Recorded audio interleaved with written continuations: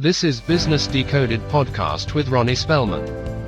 An informal chats with top business moguls as they share their stories of failure and success in a fun and relaxed way. Get entertained, educated, and unlock the secrets to success. Welcome to Business Decoded with Ronnie Spellman. I have Steve Borelli here with us from USA Today. Steve is the Sports Special Editions Editor and the Sports Parenting column. I'm glad to have you to talk about everything business of sports and business of parenting with kids in sports, right? And you've written some really amazing articles that I've been following now for some time. And I love your perspective and insight that you're providing to families across the entire country relative to youth sports. What got you into the business? Well, it happened very organically, which is really cool. I'm a dad. I have a 17-year-old and a 15-year-old boy. They're both high school athletes. And I've been a sports writer, editor at USA Today since 1999, since I was 20. Oh, wow. So I've been editing our publications, our special publications, which I did a lot when they were younger. Right. And then I got into coaching, baseball, a little bit of soccer, basketball, a little bit of football. And about 2.5 years ago, they came to me at work and they were actually going to reduce the number of specials that I was working on. But they said, we really want to get into this industry, this business of tips. They more described it as kind of tips for parents whose kids play sports, which was perfect for me since I coached my kids for 10 years and all the stuff was fresh in my mind. And I was able to combine the writing, which I've always done, into offering advice. So you've always been into writing. Was that what you studied in college as well? I was an English major. I went to Georgetown here in D.C. Oh, wow. Yeah. Great school. Back in those days, there was no journalism program there. There was one journalism class, which you only seemed to take. Interesting. So, but I got lucky. I latched on with a school paper, and a family friend introduced me to a sports writer at the Washington Post named William Gilday. I ended up writing an obit about him a few years ago when he passed. But he brought me in, really mentored me, and then he got me a part-time job, helped get me a part-time job at the Washington Post while I was still in school. Very cool. So, but this is back in the 90s when I would go out and cover high school football games. So, but not to interrupt you, but you went to Georgetown. Mm-hmm. You have a storied sports program. Absolutely. From Allen Iverson. And so tell us, were you active with the sports teams at Georgetown? I was actually a rower for 3 years at Georgetown. Okay. I was a baseball player in high school. Nice. I did write for the school paper. If you can remember, John Thompson was very closed off with his program. Right. So I did do a few basketball interviews, but it wasn't very significant. Alonzo Mourning, another great one from there. Yeah, he was 4 years ahead of me, so I just missed him. Othello Harrington was the same class as me, and Allen Iverson was it for 2 years when I was there. I've actually gotten to know Jerome Williams pretty well. He was in my class. Played on the 96 Sweet. So I grew up in Hampton, Virginia, which is where Allen Iverson is from. And not to veer too much off of our topic, but I guess a few months ago, Allen Iverson had the commercial. And he asked in the commercial, "Are we talking about practice?" And so I had to show my daughter the initial interview back when he was with the 76ers, just to explain why that was actually hilarious. Yeah.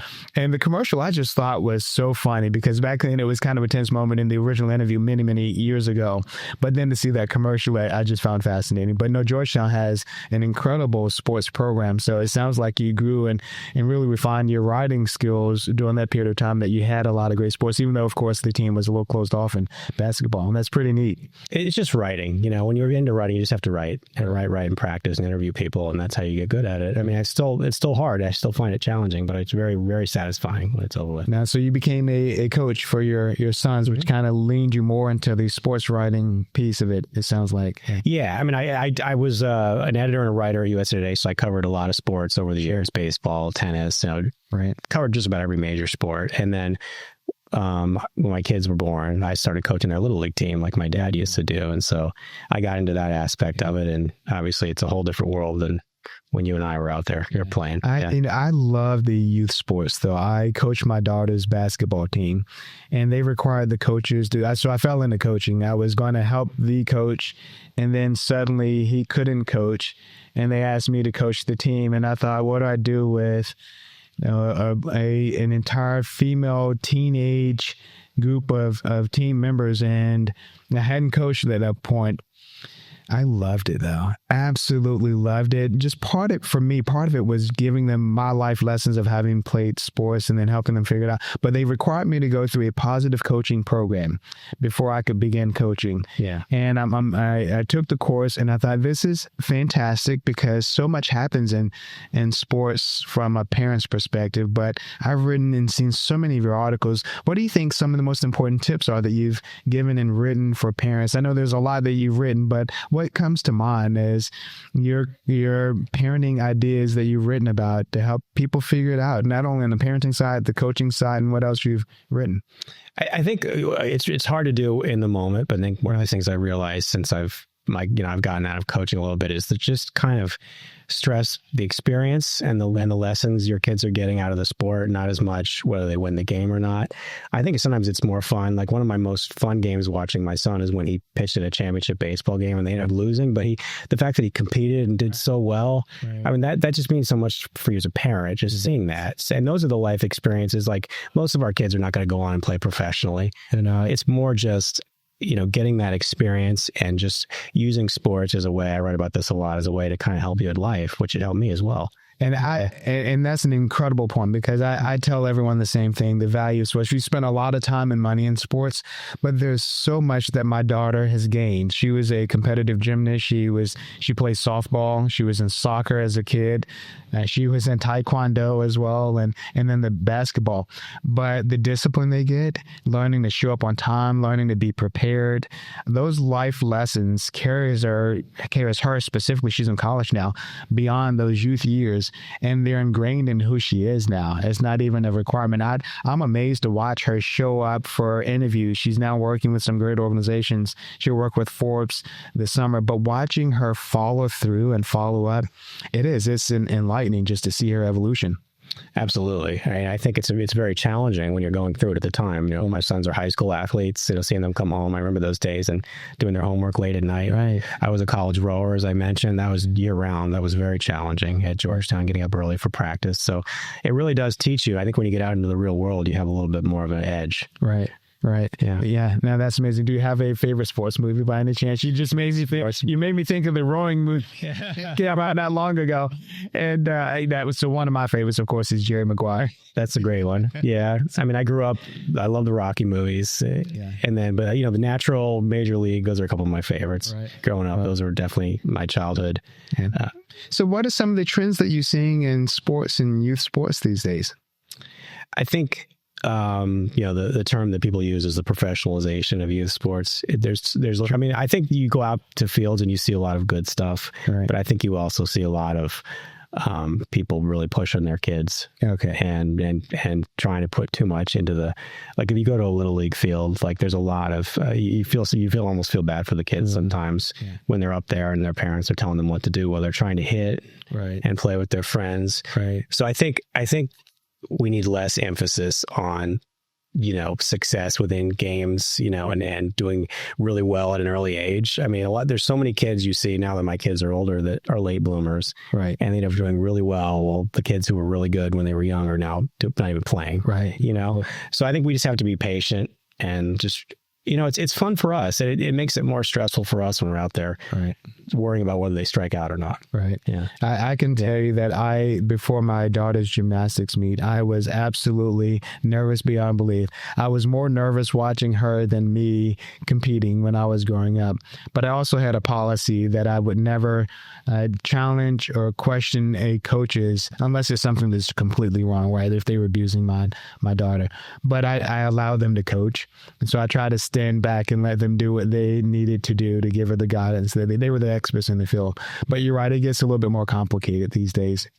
Yeah, I think that's one of the big things that parents do, and I think we all have done it, is we try to talk to our kids while they're playing. And I write about this a lot, instead of just trusting the coach. Right. No coach is perfect, especially at the young age. They're often volunteers, but you need to let them do their job that they volunteered for, and then maybe you can have a conversation with your kid later after the event is over with and discuss things. Exactly. Yeah. Yeah. One of the best articles that I read of yours was the article's titled, "What Advice Does Little League's Coach of the Year Have for Your Kid?" Podcasts are so popular, even monkeys are doing it. 75% of Americans listen to podcasts monthly. That's 210 million people in the United States alone. And yes, podcasts are profitable.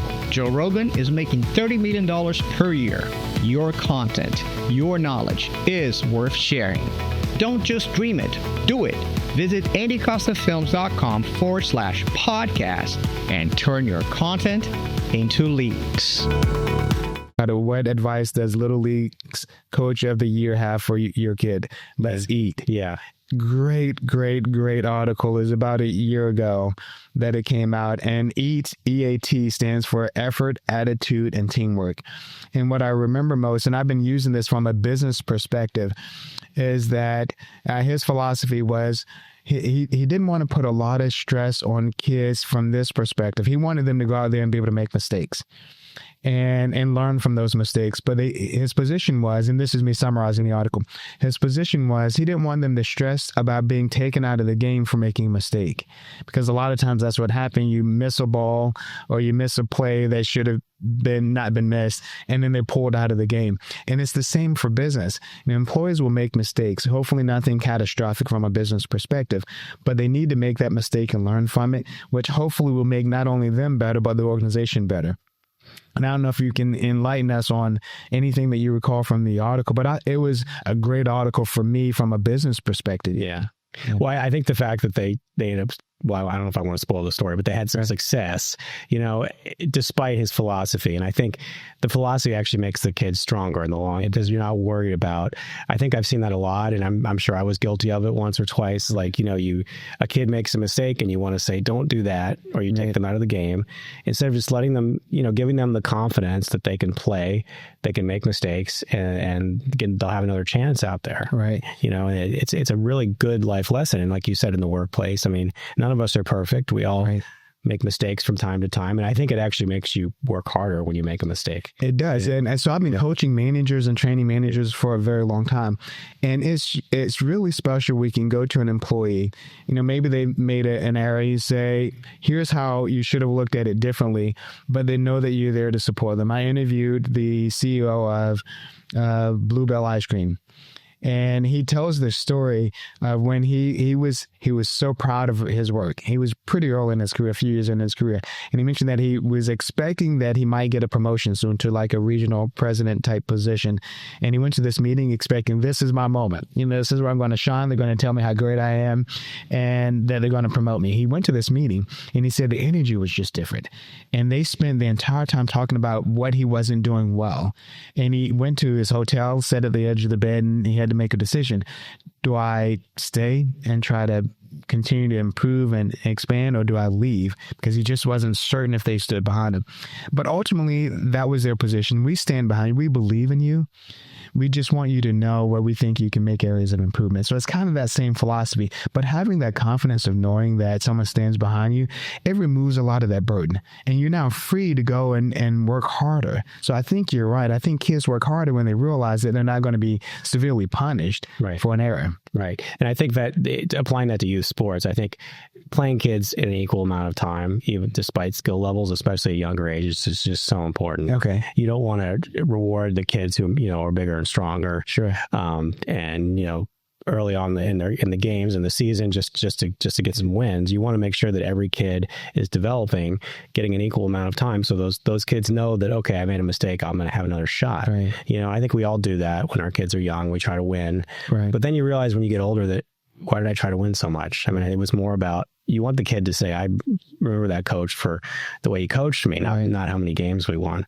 So I want you to tell me more about that process, but I'll tell you a quick story. And I know we're mostly business focused in the program, but in coaching my daughter's basketball team, it was an interesting experience. So I developed all of these plays. I had them ready in color, and I had every person moving where they needed to go in this diagram. I sent it to the parents and I said, this is what we're going to work on.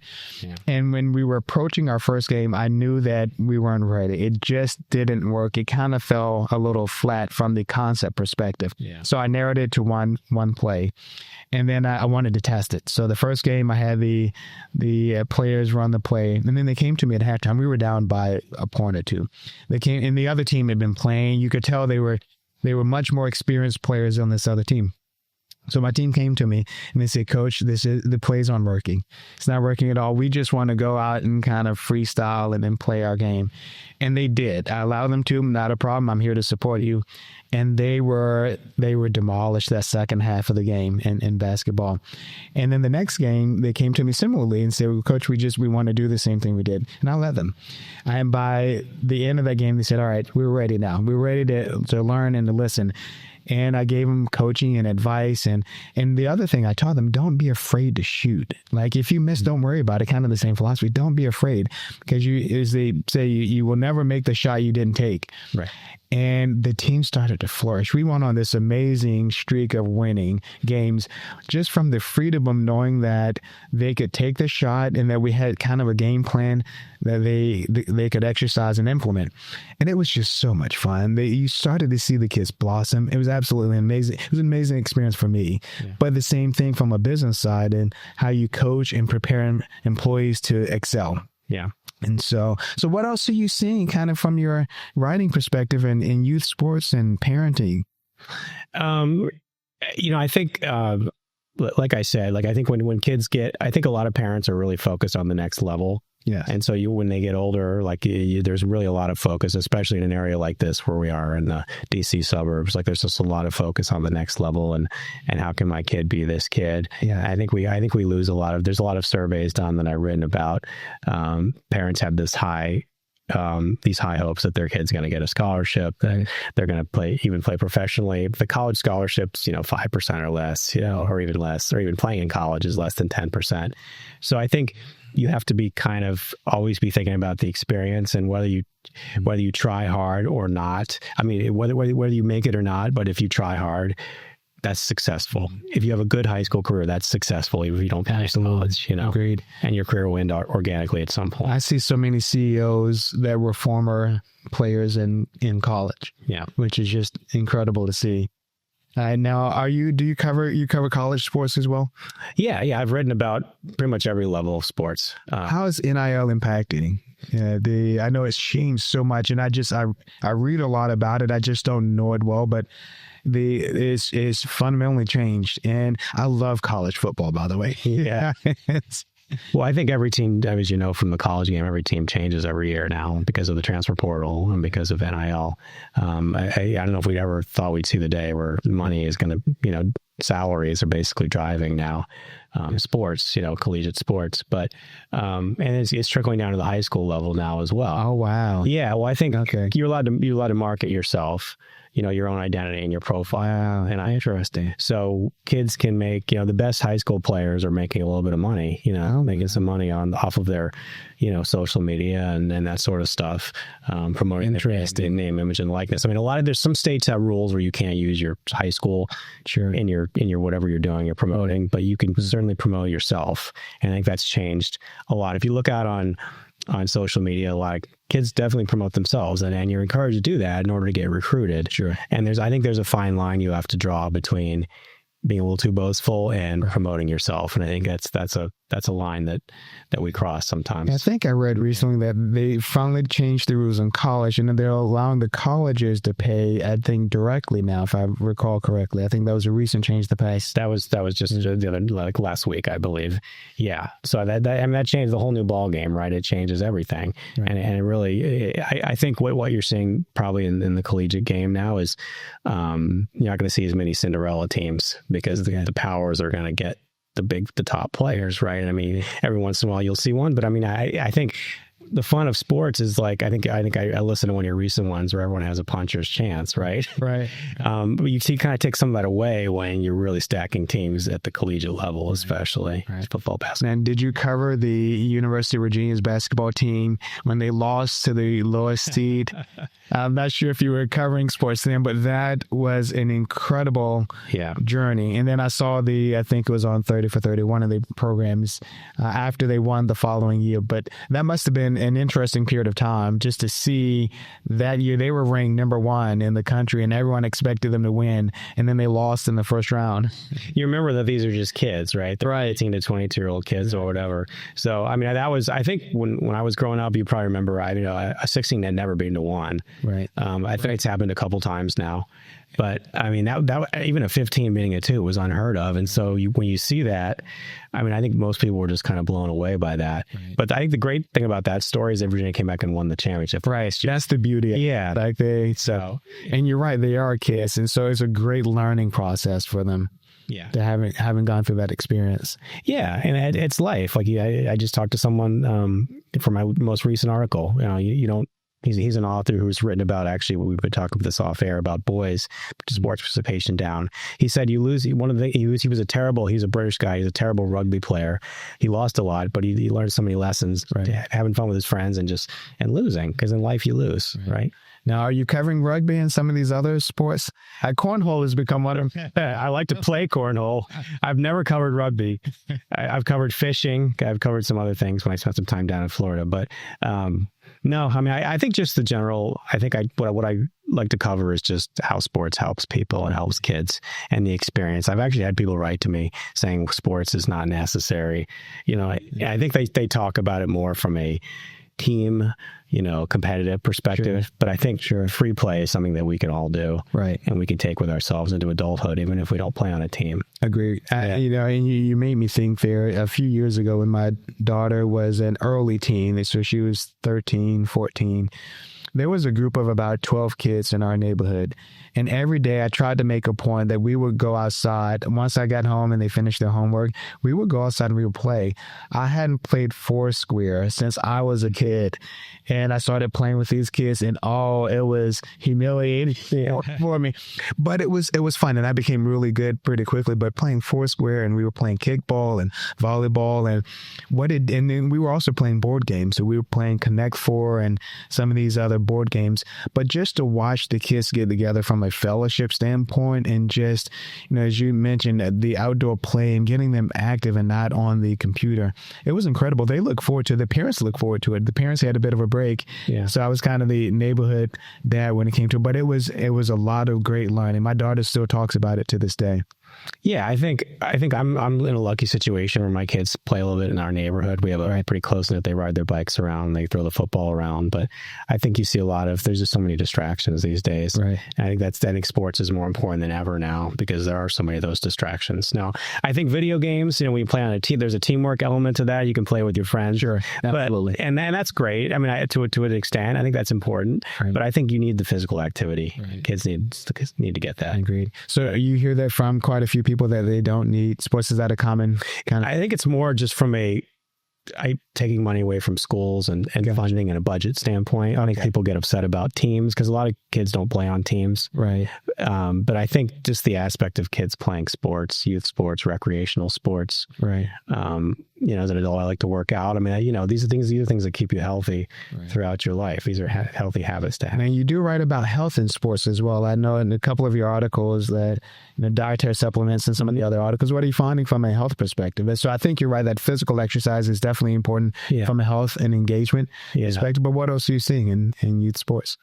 Well, I think there's a lot more surgeries for one thing. You mentioned supplements, but a lot of injuries. My sons play baseball. There's a lot of arm injuries. Okay, a lot of kids are having the elbow ligament replacement surgery because there's so much fitness and weightlifting that kids throw really hard from a really young age. Sure. So you have that. That's one thing I've definitely noticed. And then ACL tears. You see a lot more of that stuff, I think, in the last 10, 20, 30 years than you used to. Gotcha. Sports have gotten so much more competitive. And then you have kids, like we talked about the game and getting to the next level. You have, like I mentioned, and I wrote about in that article, just kids taking supplements. And I reached out to the American Academy of Pediatrics, who I've used as a source on several stories. And you can read the article. They discouraged a lot of that stuff because, I think it's not a lot of these supplements that are not prescriptions. Right. You don't know everything that's in them. Right. They're not required to say everything that's in there. So we have to be really careful with those. Yeah. I think we mentioned Project Play at some point. Are you pretty active with them? I'm still learning the organization, but it sounds like they're pretty engaged in the youth sports community and ecosystem. They're great. I've gotten to know them through the Aspen Institute, and they just do really great work. And their goal is to get as many kids playing as possible. Right. And it's all kids. It's not all of us have the resources to go play travel sports, and I mean, they really stress the core value of sports and participatory sports and playing together with your friends and staying in shape. Like, I think that's so important. It's okay, even if you don't play on a high school team, it's okay to play on a rec team, Right. with your friends, or coach a youth team, when you're an older kid. Like, those are things that keep us involved in sports too. Right. I think the intramural sports in college, great way to stay involved without having that super competitive piece. I played intramural flag football and the like. So you're right. There's just some great recreational options. Even as an adult, I played softball and continue to play flag football. It's a great way to be engaged and to spend time with friends and to get to know people. And even softball was just so much fun. Mm-hmm. Yeah, and that's a great way to meet people too. Yeah. So for our listeners that are more business focused, but maybe also parents, what would you leave them from your perspective on where they can continue to learn about youth sports and parenting ideas and tips? I know that you have your column, mm-hmm. but what resources would you extend to that listener? I think, be really careful of the money that you're spending and make sure that you feel like you're getting something out of what you're spending. Like, we spend a fair amount on travel sports, but I think my kids are trying to play in college, and we try to enjoy it as an experience. Right. Like, my sons and I went to Atlanta last summer, and we drove together and it made it a road trip. Right. I think that's the way you have to kind of approach youth and travel sports if you're putting money into it. Right. It's a family experience. You can't expect to get anything out of it. You can't expect to profit off of it. Right. You just have to do sports for the experience. And whatever level you play, I think that's the most important thing, is have constant conversations with your kid about whether he or she is enjoying what they're doing, that it's not just coming from you. Agree. We turned all of the travel that we had for our family and sports into mini vacations. Yeah. Right. And so the micro vacations, and we'd go down to ESPN Wide World of Sports down at Disney in Florida. And then Ohio State had a big gymnastics competition in that area. And they would just find opportunities for the kids. And we turned it into learning experiences. We'd visit anything that we could find in the area, museums and other options for them to continue to learn. So I agree with you. Yeah. For sure. No, I mean, that's what it's all about, is spending time with your family, and however you do it, whether it's a traditional vacation or spending time together through sports. I mean, I think that's what the kids are going to remember, like the time that they spent with you. Right. Yeah. Well, Steve, it's been quite an honor to finally meet you in person. I know we've had quite a few exchanges, and I've been reading your articles for quite a while, and it's amazing at the research that you provide and the people that you've engaged with for your articles and your information. So I appreciate you helping to give a lot of people insight on the business of sports, the business of parenting in sports and youth sports particularly, and then the ideas and information is just a great resource for all of us. So I thank you for coming on the program. Any lasting thoughts you'd like to leave with our listener? People always tell me, listen to your kids. And I think I emphasize that. Just make sure that you're communicating with your kids about their experience. Maybe not right after the game. Right. But that's another thing that I drill. You give them a time to decompress. Right. But talk to them about what they're doing and what they like, what they don't like, what they're learning. I think that makes it a more interactive experience for you. I agree. Great advice for all of those parents out there listening. Steve, thank you for joining us on the program. You're welcome, Ronnie. Anytime. Yeah, thank you for joining us on Business Decoded with Ronnie Spellman. Thank you for listening to Business Decoded podcast with Ronnie Spellman. Please be sure to subscribe and share, and stay tuned for more incredible Business Decoded episodes.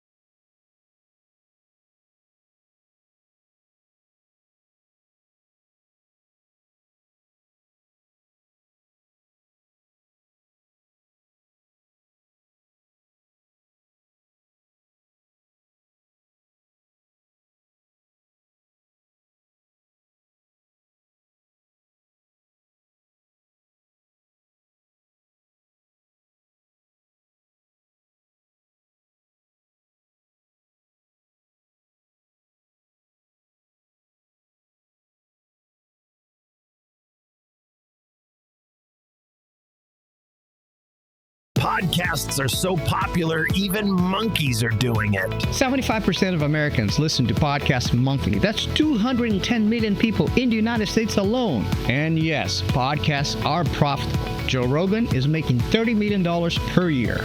Your content, your knowledge is worth sharing. Don't just dream it, do it. Visit andycostafilms.com/podcast and turn your content into leads.